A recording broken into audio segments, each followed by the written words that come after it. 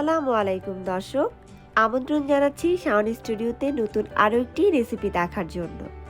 আজকে আপনাদের সাথে আমি একটি আমের মজাদার সন্দেশ রেসিপি শেয়ার করব। তা হলো আমের প্যারা সন্দেশ। চলুন তাহলে কথা না বাড়িয়ে আমরা মূল রেসিপিতে চলে যাই। প্রথমে এই সন্দেশ বানানোর জন্য আমাদেরকে আমের পিউরি তৈরি করে নিতে হবে। তার জন্য আমি একটি বড় সাইজের আমকে খোসা ছাড়িয়ে কেটে নিয়েছি। তারপর এই কাটা আমগুলোকে আমি ব্লেন্ডার জগে নিয়ে পিউরি তৈরি করে নিয়েছি। এই আমের পিউরিটা কিন্তু আপনারা নর্মাল ফ্রিজে রেখে 2 থেকে 3 দিনের মতো ব্যবহার করতে পারবেন। আবার যদি আপনারা ডিপ ফ্রিজে সংরক্ষণ করেন তাহলে কিন্তু অনেক দিন সংরক্ষণ করতে পারবেন। শুধুমাত্র যখন আপনাদের এই পিউরিটা দরকার বের করে নিলেই হয়ে যাবে। এখন চলে যাচ্ছি এই সন্দেশ বানানোর মূল প্রসেসে। প্রথমে আমি চুলায় একটি প্যান বসিয়ে দিয়েছি, তারপর তাতে 3 টেবিল চামচ পরিমাণ ঘি দিয়ে দিয়েছি।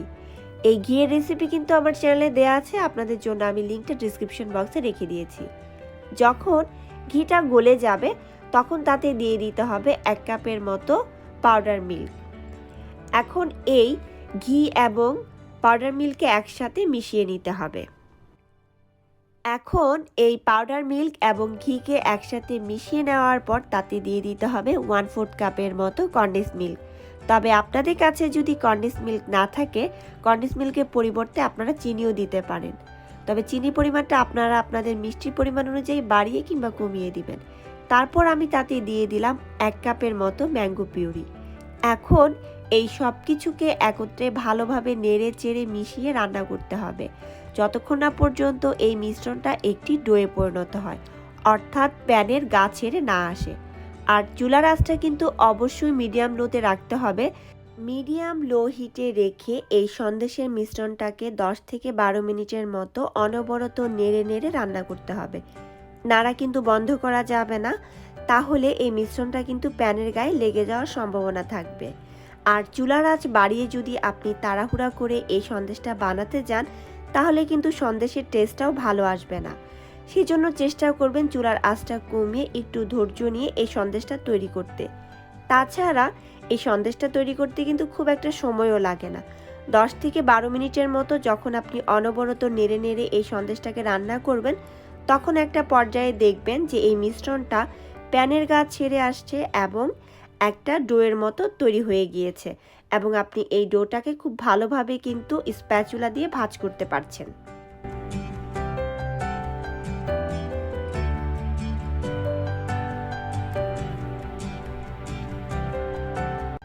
যখনই এই সন্দেশের মিশ্রণটা প্যানের গা ছেড়ে আসা শুরু করবে তখন তাতে দিয়ে দিতে হবে 1/2 চা চামচের মতো এলাচের গুঁড়া।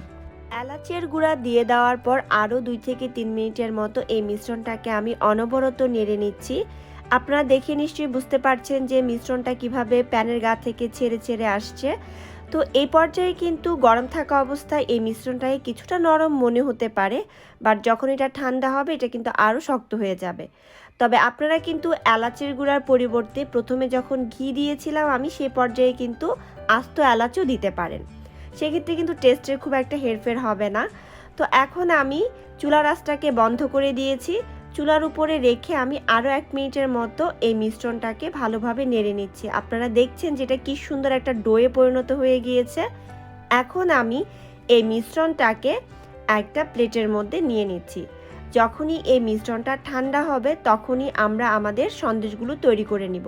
তবে গরম অবস্থাতে তৈরি করতে যাবেন না, তাহলে কিন্তু হাত পুড়ে যাওয়ার সম্ভাবনা থাকবে। যখন এই সন্দেশের মিশ্রণটা কিছুটা ঠান্ডা হয়ে আসবে, অর্থাৎ সহনীয় পর্যায়ে গরম হবে, তখন হাতের মধ্যে ঘি মেখিয়ে নিয়ে এই সন্দেশের মিশ্রণ থেকে অল্প অল্প করে নিয়ে এই প্যারা সন্দেশগুলোকে বানিয়ে নিতে হবে। আশা করি আপনারা ভিডিওটা দেখে বুঝতে পারছেন যে কিভাবে করে সন্দেশটা বানিয়ে নিতে হবে।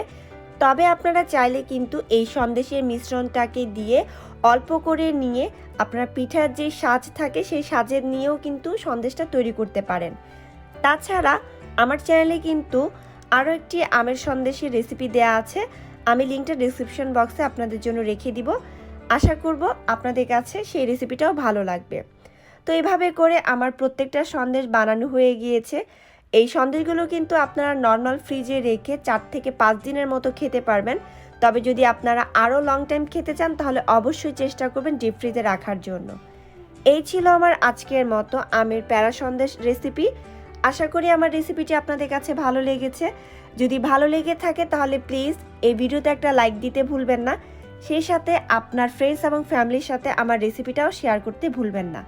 আজকের মতো এখানেই বিদায় নিচ্ছি। আবারও নতুন কোনো রেসিপি নিয়ে হাজির হয়ে যাব। আল্লাহ হাফেজ।